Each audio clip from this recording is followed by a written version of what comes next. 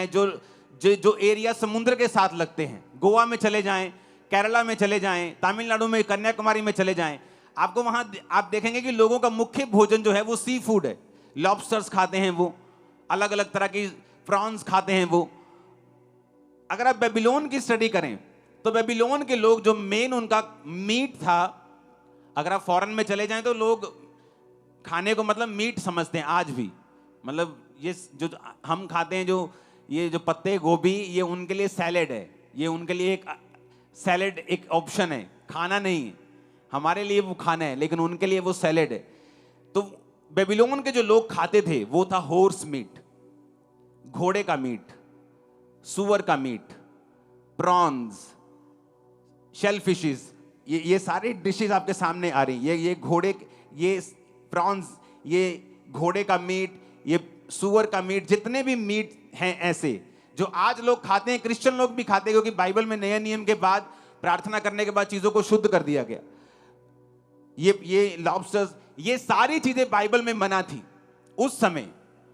पुराने नियम में ऐसी कोई भी चीज तुम नहीं खा सकते थे। अब देखो मेरी तरफ, दानियल को मालूम था कि अगर मैं बोलूंगा कि नहीं मुझे सिर्फ चिकन खा सकता हूं, मैं सिर्फ मटन खा सकता हूं, तो गड़बड़ हो जाएगी। कभी कोई मीट बॉल आ रही है, कभी किसी में कुछ है, उसने फैसला किया कि छोड़ो बात, हमने खाना ही नहीं, हमने मना कर देना है कि हमने मीट ये वाला खाना ही नहीं है।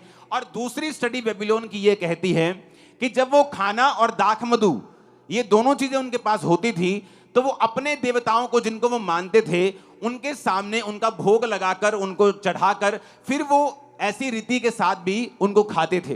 तो दानियल को ये दोनों चीजें मालूम थी।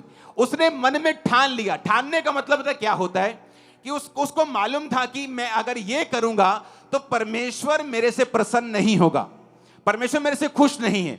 मुझे विपरीत परिस्थितियों में भी परमेश्वर के वचन पे चलना होगा अगर मैं सचमुच प्रभु से प्यार करता हूं तो। आज लोग डालियां उठा के लंबे लंबे हाथ ऐसे तो कर सकते हैं, लेकिन क्या उनकी लाइफ में सचमुच परमेश्वर है? क्या उन्होंने प्रभु का स्वागत अपनी जिंदगियों में किया हुआ या नहीं? अगर नहीं किया हुआ तो डाली चाहे इससे भी बड़ी लेके ऐसे ऐसे कर लो, परमेश्वर के राज्य में उसकी कोई भी वैल्यू नहीं है। अगर आपकी लाइफ में जीसस क्राइस्ट हैं, फिर उसकी वैल्यू है जो आप कर रहे हैं। आमीन। चाहे आप एक दास को ठंडा पानी नहीं पिला रहे, चाहे आप एक डाली क्यों नहीं लेके आ रहे, चाहे आप हालेलुया बोल रहे हैं, फिर सब चीजों का मतलब भी है, सब चीजों का असर भी है, सब चीजें आपके लिए फायदेमंद भी हैं। लेकिन अगर जीसस क्राइस्ट का वचन आपके हृदय में नहीं है, विपरीत परिस्थितियां, वो यंग एज में अपने घर वालों से अलग कर दिए गए। दानियल बोल सकता था कि भाई मैं छोटा सा हूं, राजा को अगर बोलूंगा, राजा के बंदे को, मुझे ये नहीं खाना, मुझे ये नखरे करूंगा, अगला मारेगा, अगला निकाल देगा, मृत्यु दंड दे देगा। लेकिन वचन कहता है कि दानियल ने मन में ठान लिया। एक चीज आप ठान लेते कि नहीं, अब ये काम नहीं करना है, अब ये पाप नहीं करना है, नहीं अब नहीं झुकना शैतान के सामने, नहीं अब व्यभिचार में नहीं जाना है, नहीं मुझे अब ये काम नहीं करना है, नहीं मुझे बपतिस्मा लेना है, नहीं अब मुझे नहीं डरना है, नहीं अब मुझे सुसमाचार देना है, अब मुझे किसी बात की परवाह। ठान लेना। बाइबल कहती जब उसने मन में ठान लिया कि वो नहीं खाएगा, अगली आयत देखो, स्वर्ग खुला उसके लिए। क्या लिखा?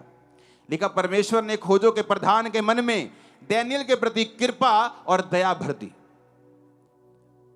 इसको इंग्लिश में है लिखा हुआ है, हां लिखा हुआ है, इंग्लिश में पढ़ेंगे अपनी स्क्रीन के ऊपर।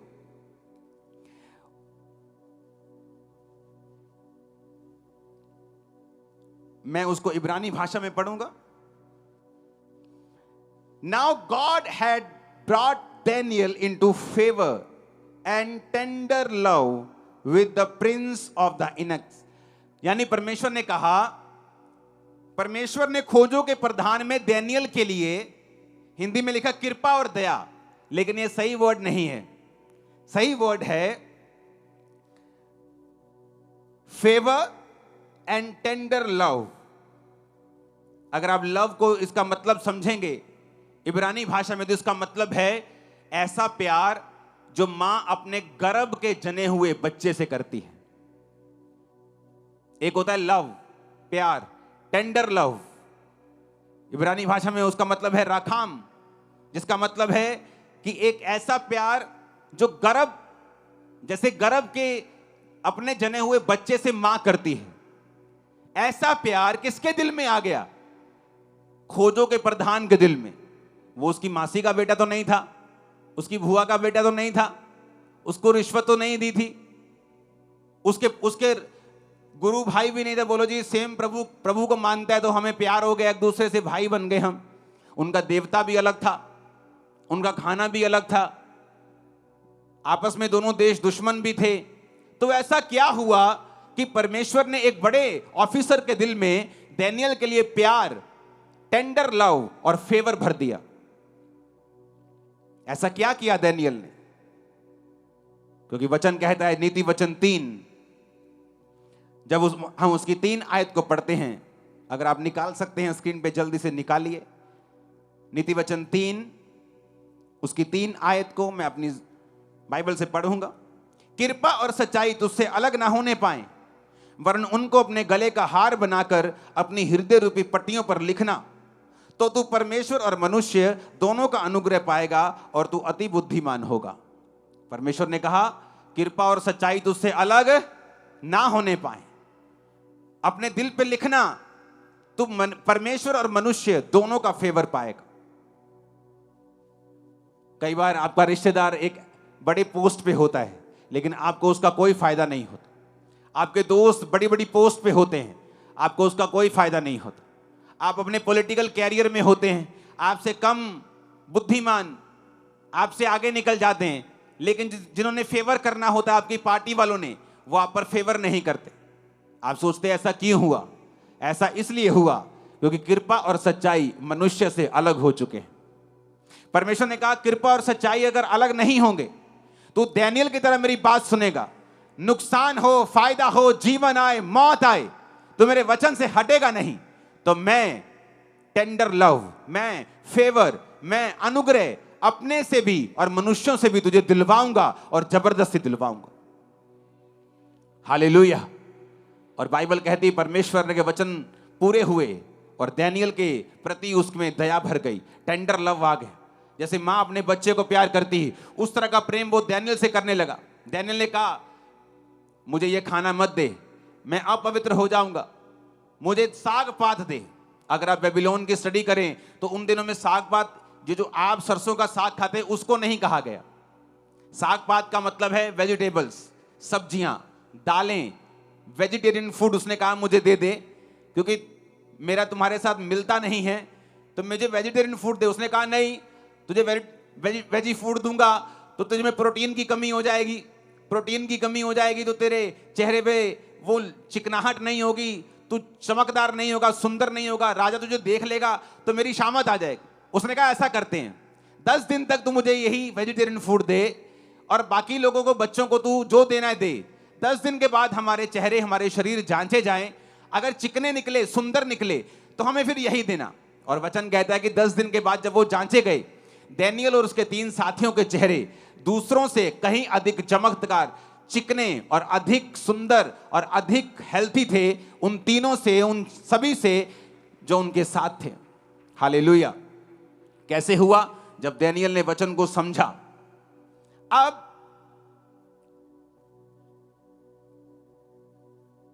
16 आयत में लिखा, वो मुखिया फिर उनका भोजन और पीने के लिए ठहराया हुआ दाख मधु छुड़ाकर उनको साग पात देने लगा।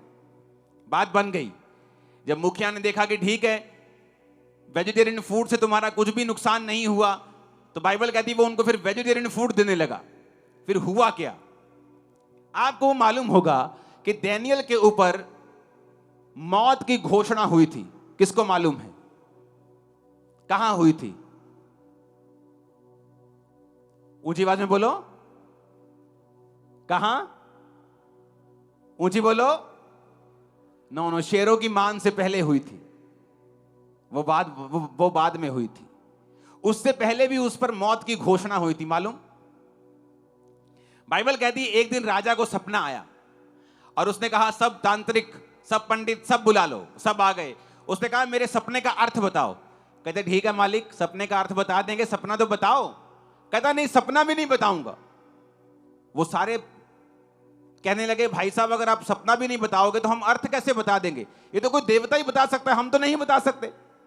बाइबल कहती राजा झुंझला गया और राजा ने आज्ञा दी अपने सेनापति को कि इस देश के सारे पंडित तांत्रिक सब नाश कर दिए जाएं। जब आज्ञा निकल गई तो बाइबल कहती है लोग दानियेल को और उसके 3 साथियों को शद्रक मेशक अबेदनगो को ढूंढने लगे कि वो भी उसी ग्रुप में थे, स्पिरिचुअल ग्रुप में, तो वो भी नाश किए जाएं। ये पहली आज्ञा थी मौत की जो दानियेल के लिए निकली थी। बाइबल कहती है जब अर्योक नाम का सेनापति, जब राजा का कर्मचारी दानियेल के पास उसको पकड़ने के लिए गया तो दानियेल ने बड़ी बुद्धिमानी से पूछा कि यार इतनी काली क्यों की, इतनी जल्दी से आज्ञा क्यों निकाली गई है। उसने कहा कि ऐसे ऐसे कोई भी राजा के स्वप्न का मतलब नहीं समझा सका, तो राजा ने आज्ञा दी सब ये बेकार है, सारे पंडित तांत्रिक सब मार दो। उसने कहा ठीक है, कल एक समय नियुक्त करो, मैं राजा के पास आऊंगा और मैं उसके स्वप्न का अर्थ मैं बताऊंगा। दानियेल घर में गया, तीनों साथियों को बोला, शद्रक मेशक अबेदनगो को, कि ऐसे ऐसे राजा ने आज्ञा निकाली है, तो हम चारों भी साथ में मरेंगे, तुम प्रार्थना करो कि परमेश्वर अपने भेदों को दे। और बाइबल कहती है रात को परमेश्वर ने सपने में दानियेल को सारा सपना बताया जो राजा को आया था। हुआ कैसे? क्या ये इमरजेंसी घटना थी? क्या एकदम से एक इमरजेंसी हुई और दानियेल ने प्रार्थना की और सडनली उसका गिफ्ट काम करना शुरू कर गया? ऐसा नहीं था। यह घटना तब हुई, ये गिफ्ट तब काम कर रहा था जब दानियेल उस खाने को मना कर रहा था। क्योंकि 17 आयत में लिखा है, जब मुखिया ने उनका भोजन छुड़ा दिया, 17 आयत में लिखा, परमेश्वर ने उन चारों जवानों को सब प्रकार की विद्याओं में बुद्धिमानी और प्रवीणता दी और दानियेल सब प्रकार के दर्शन और स्वप्न के अर्थ का ज्ञानी हो गया। हालेलुया, जोर से हालेलुया बोलो, खड़कने वाला जरा। कब कब कब हुआ ऐसा? जब भी, मेरी बात कान खोलकर सुनना, जब भी तुम अपने स्वाद, अपने जीवन, अपनी इच्छाओं, अपनी अभिलाषाओं को मार दोगे, कुछ ऐसा पैदा होगा जो फ्यूचर में तुम्हें जीवन देगा। मैं आपको सच कह रहा हूं। वो गिफ्ट जो दानियेल के पास था राजा का स्वप्न बताने का, जब वो राजा के सामने गया, राजा ने कहा बता चल।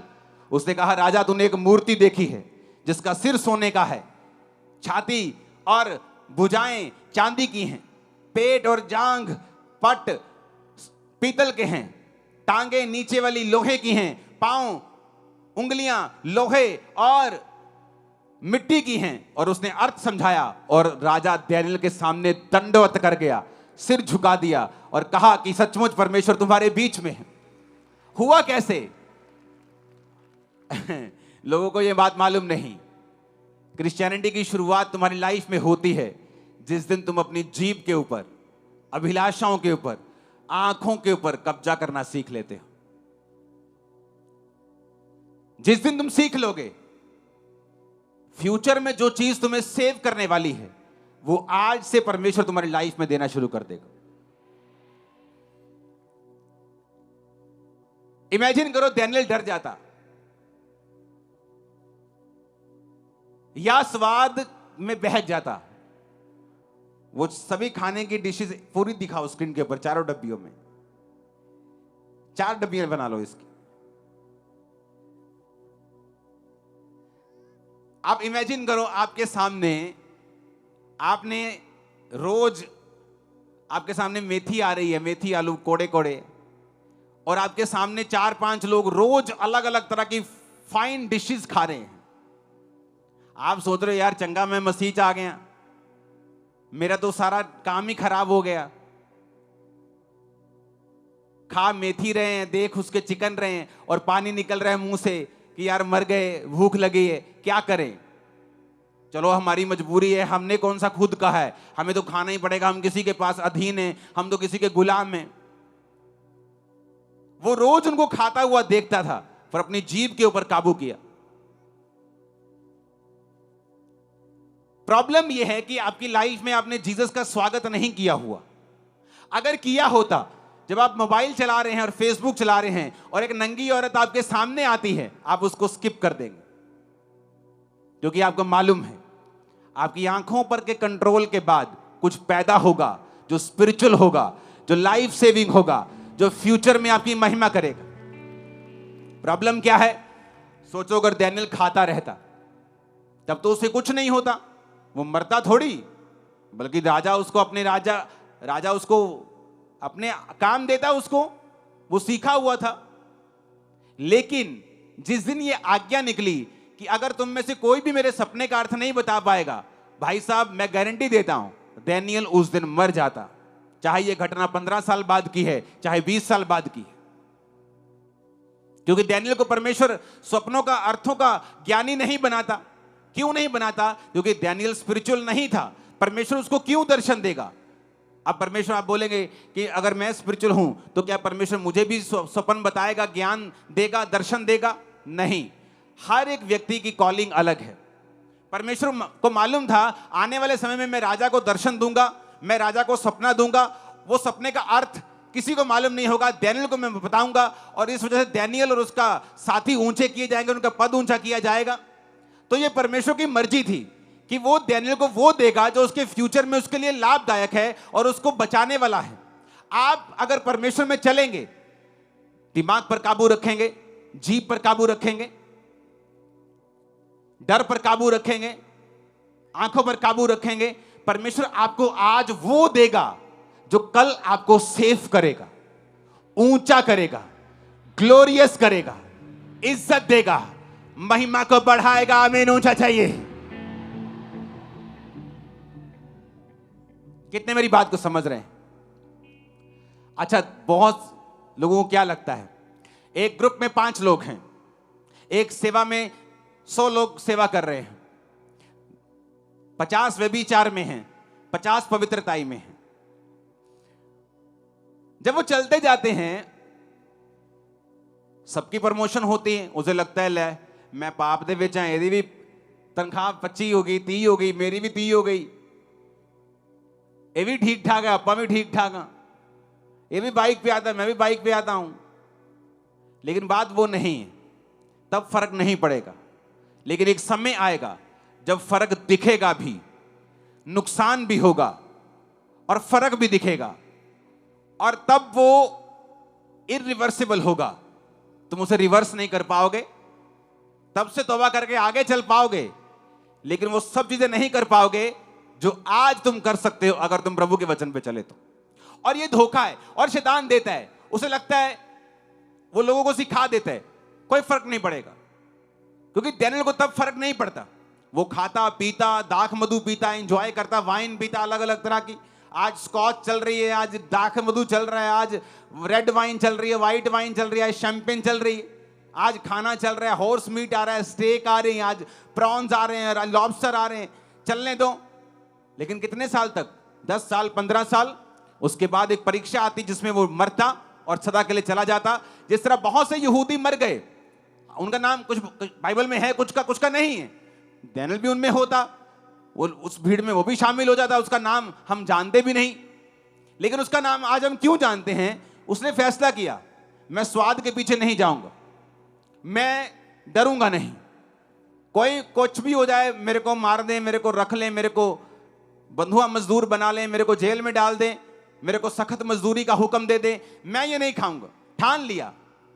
और परमेश्वर ने उसे निशानी दी कि देख, टेंडर लव, ऐसा लव जो मां बच्चे से करती है, देख खोजों के प्रधान के मन में परमेश्वर ने डाल दिया। जब आप परमेश्वर में चलने की कोशिश करते हो और चलते हैं, आपको निशानियां मिलती हैं। आपको वो मिलता है जो लोगों को नहीं मिल रहा, फेवर मिलता है, लाइफ आसान होती है, पीस आता है, शांति आती, चीजें आसान होनी शुरू होती। जस्ट एक निशानी आपको मिलती है, आपको इनकरेज करने के लिए कि अभी आपको और बढ़ना है और परमेश्वर में चलना है। कितने मेरी बात को समझ रहे हैं? और सोचो अगर आप पाप में हैं और हाथ में डाली पकड़ी है, तो परमेश्वर के लिए तो कॉमेडी है ना। आप नहीं है कॉमेडी? वो कॉमेडी है ना। ये स्वर्गदूत हंस रहे होंगे कि अभी जब ये डाली उठाकर घर जाएगा, सबसे पहले ब्लू फिल्म ऑन करेगा। तो वो कॉमेडी है, ये फिर कॉमेडी होगी, क्योंकि रियल स्वागत वही कर रहा है जो वचन पे चल रहा है, दुखों में भी, सुखों में भी, बढ़कर भी, घटकर भी, आगे जाकर भी, पीछे रह के भी, फ्रंट पे आके भी, बैक पे रह के भी। कितने मेरी बात को समझ रहे हैं? आदम जीभ के स्वाद में मरा, वो खाया जो नहीं खाना था।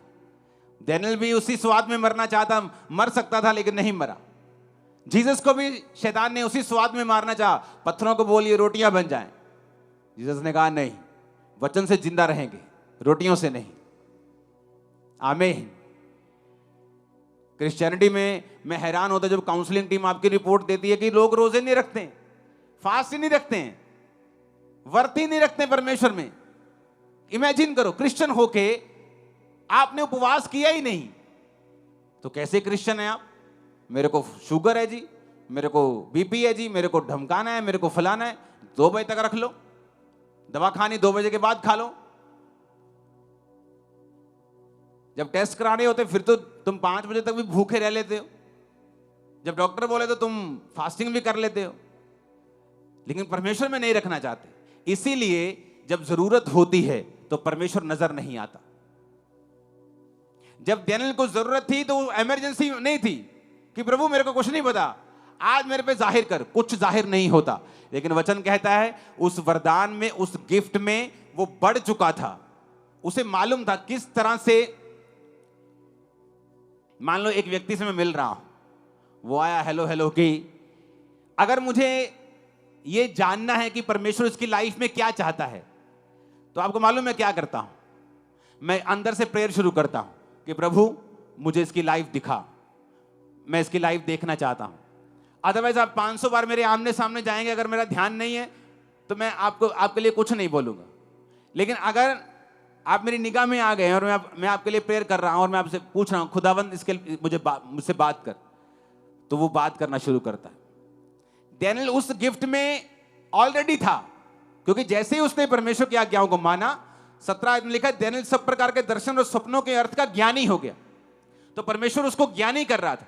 अब डैनियल को मालूम था कि अगर मुझे राजा के दिल में जाना है तो किस तरह से जाना है। वो प्रेयर करके वो सोया, उसे मालूम था कि वो उस गिफ्ट को यूज करने का आदी हो गया था। उसे मालूम था कि मैं इसमें जा सकता हूं। कितने मेरी बात को समझ रहे हैं? हालेलुया। आपने गाड़ी सीखी नहीं, आप शराब पीते रहे, आप इंजॉय करते रहे, और सडनली किसी ने आपको 6 लेन जहां जाती है, हजारों गाड़ियां चल रही हैं, ट्रक चल रहे हैं, आपको गाड़ी के स्टीयरिंग में बिठा दिया। आप जितना मर्जी कर लें प्रभु प्रभु, आप बचने वाले नहीं, क्योंकि प्रभु ने आपको पहले मौका दिया था सीखने का। लेकिन अगर आपको परमेश्वर ने सिखाया हुआ है गाड़ी को, और सडनली एकदम से आपको रोड के बीच में कोई स्टीयरिंग पकड़ा दे, आप बाय ग्रेस फिर भी चला लेंगे और बच जाएंगे। कितने मेरी बात समझ रहे हैं? तो वो चलाना सीखता था, चलाना आ गया था, चाहे बड़ी गाड़ी नहीं चलाई थी, लेकिन उसको मालूम था मुझे कैसे किधर जाना है। और जब जरूरत हुई तो उसने कहा प्रार्थना करो आज रात कि मैं उस गिफ्ट में जाऊं और परमेश्वर मुझे इस्तेमाल करे और अपने वरदान को मुझ पे, अपनी इच्छाओं को मुझ पे जाहिर करता हुआ राजा के दिल को बताए। और ऐसा हुआ। लेकिन उस बड़े वरदान की शुरुआत कहां हुई? जीभ के स्वाद और डर से मुक्ति पाने के लिए।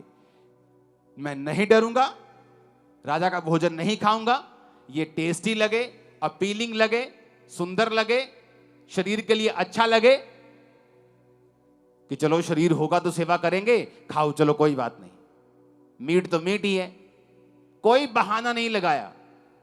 और वचन कहता है परमेश्वर ने उसे फेवर दिया, मनुष्यों का भी दिया, अपना भी दिया। हेवनली सपनों का अर्थ बताने का, स्वर्गीय सपनों का अर्थ बताने का वो ज्ञानी हो गया। और धरती के ऊपर जो उसके आसपास लोग थे, बड़े बड़े ऑफिसर्स थे, वो उसके हक में बोलने लगे। मनुष्यों का भी फेवर आया और परमेश्वर का फेवर भी आया।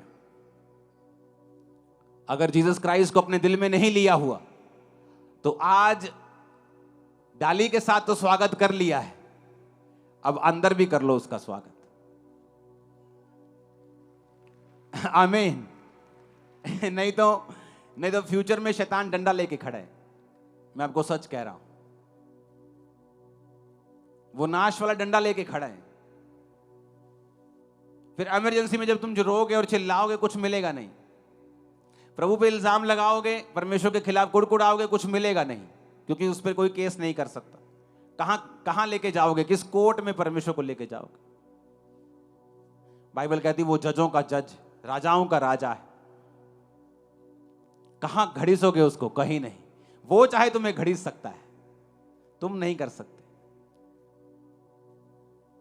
तो बेटर यह है कि आज से काबू रखें अपनी लाइफ के ऊपर, ताकि परमेश्वर फ्यूचर में हमें सेव करके रखे, बचा के रखे।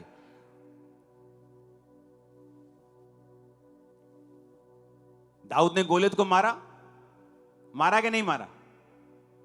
किसने कहा मारा? अरे कॉन्फिडेंस रखो, मारा। कैसे मारा? गोफन से। कब चलाना सीखा गोफन? जब वो बिल्कुल छोटा था। परमेश्वर तब आपकी तैयारी करता है जब आपकी लाइफ में कुछ नहीं है, आपको लगता है परमेश्वर मेरे संग नहीं है, जीवन में संघर्ष चल रहा है, वो तब आपकी तैयारी करता है। और बाइबल कहती है जब वो उस संघर्ष के दिनों में भी प्रभु के साथ वफादार रहा, एक समय आया जब गोलियत को मारना था, तब उसने प्रेयर नहीं की। उसे मालूम था परमेश्वर उसके संग है, क्योंकि वो वरदान परमेश्वर ने पहले से उसकी लाइफ में एस्टेब्लिश किया हुआ था। मेरी बात समझ आ रही कि नहीं? वो वरदान तभी काम नहीं किया कि अब इमरजेंसी है, सारा जीवन प्रभु को पुकारा नहीं, अब गोलियत सामने है तो बोलो पत्थर लाओ। पत्थर मारता तो गोलियत ऐसे ही करता बस और हंसता उसके ऊपर। लेकिन वो उस गिफ्ट में शाइन कर चुका था। और शाइन कैसे किया? क्योंकि वो जंगल में रहता था, तो अकेला था। जब भेड़ बकरियों को चराता था तो शेर भालू आते थे, भेड़िए आते थे, उनको मारने के लिए वो लोग गोफन सीखते थे। तो गोफन गुलेल की तरह नहीं होता, गुलेल गोफन का 1% है। अगर आप गुलेल से किसी को कस के पत्थर मारेंगे तो खून निकाल देंगे, और गोफन का वो 1% भी नहीं है। जो गोफन होता था वो इतना जोर से बजता था कि अगर पत्थर को पत्थर पे मारो तो उसमें भी निशान पड़ जाता था। तो अगर पत्थर किसी भी ऐसा पड़ता था तो उसकी पूरी बॉडी हिला देता था वो, और जानवर भाग जाते थे। अब सवाल यह पैदा होता है कि दाऊद जंगल में कर क्या रहा था? क्योंकि वचन कहता है कि दाऊद के भाई दाऊद से नफरत करते थे। क्यों करते थे? क्योंकि दाऊद धर्मी था, वो उनके पापों का समाचार पिता को देता था, और दूसरे भाई जो थे वो धर्मी नहीं थे, प्रभु के वचन से दूर थे। इसलिए शमूएल जब मसा करने के लिए उनको आया था तो परमेश्वर ने कहा था नहीं, ये भी अयोग्य है, ये भी फेल है, ये भी फेल है, हां दाऊद को मसा कर। इसका मतलब प्रभु ने दाऊद को परखा था। जो धर्मी होता है कई बार वो सबके साथ मिलके नहीं रह पाता, तो उसके जंगल में जाने की शुरुआत तब से हुई जब वो प्रभु को मानने लगा और पाप से दूर रहने लगा। इसलिए उसकी भाइयों के साथ बनती नहीं थी। जब भाइयों के साथ घर में कलेश रहता था तो बाप बोलता है छोड़ो यार लड़ाई झगड़ा, इसको भेजो, ये ले भेड़ बकरे, चल भाग जा यहां से, चल बाहर काम करेगा, कीड़ा मुंडा का रोन लड़दा, और उनको चल यार तू राशन ले आ, चल तू मासी नु मिलिया, आ मासी नु दे आ, चल 2 दिन दी, उसको बाहर ही भेजते रहते थे। ये घर में रही ना ये कलेशी इंसान। हाँ, लेकिन वो कलेश क्यों होता था? क्योंकि दाऊद पाप में नहीं था। जब आप पाप में नहीं होते आपको नफरत आती है उन चीजों से जो लोग करते हैं। और बाइबल कहती है उस वजह से उसका पिता उसको जंगल में रखता था भेड़ बकरे को चराने के लिए। जब वहां भेड़ बकरियां चारता था उसकी जरूरत थी कि अब भेड़ बकरियों को चराना है तो खुद भी बचना है, भेड़ बकरे को बचाना है। गोफन चलाना सीखा। वही गोफन, वही गिफ्ट, वही वरदान गोलियत को मारने का कारण बना। जब गोलियत को मारा, सेवकाई की शुरुआत हुई, वहां से राजा बनने की शुरुआत हुई, वहां से वो राजा बना, वहां पहुंचा जहां कोई नहीं पहुंच सकता। आप मेरी बात समझ रहे कि नहीं? अगर दाऊद भी भाइयों की तरह पापी होता तो कभी वहां नहीं पहुंच पाता। इसलिए वो परवाह नहीं है कि आप जंगल में हैं या दुखों में हैं या सुखों में हैं। परवाह इस बात की करो कि क्या आप आज खुदा के वचन पे वफादारी के साथ चल रहे हैं। अगर आप नहीं चल रहे हैं तो वो वरदान जो फ्यूचर में आपको सेव करने वाला है आपको नहीं मिलेगा।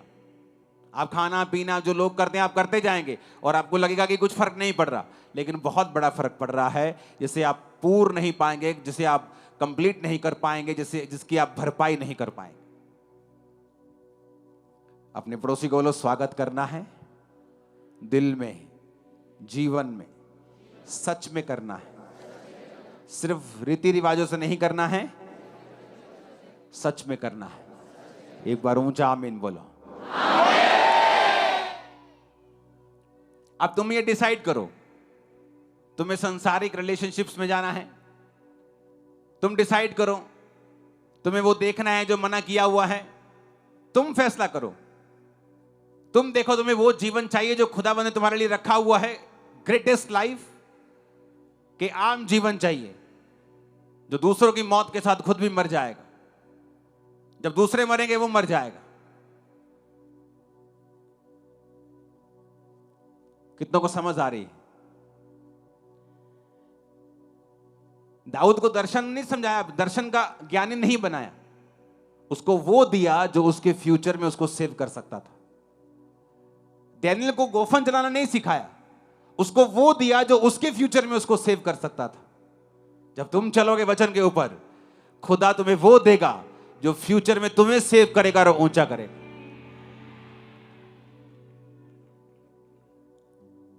जिस दिन ये वचन समझ आ जाएगा, लाइफ सेटल हो जाएगी। अब देख लो, चुगलियां करनी है घर बैठकर वेले टाइम में, कि परमेश्वर के वचन पे चलना है, वचन पढ़ना है। क्योंकि जो सेव करने वाली चीज है वो तुम्हारा स्किल, पढ़ाई, तुम्हारी वाकफियत, पैसा नहीं है।